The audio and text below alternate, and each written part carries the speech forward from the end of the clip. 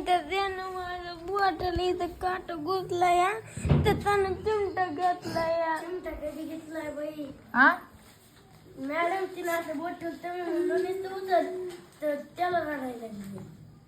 कुठं बोट बघू दे कुठे काटा. इथं मॅडम काट घुसलाय. काल मी पडले सुजलंय बोट.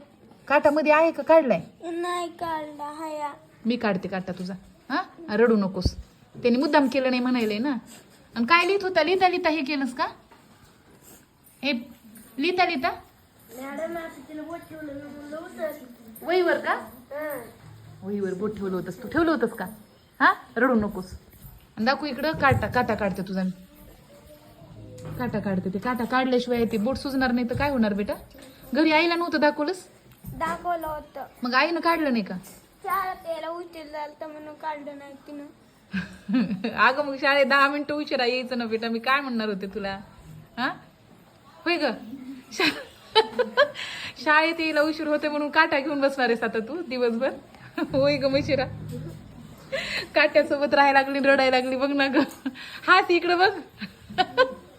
मी काढते चल.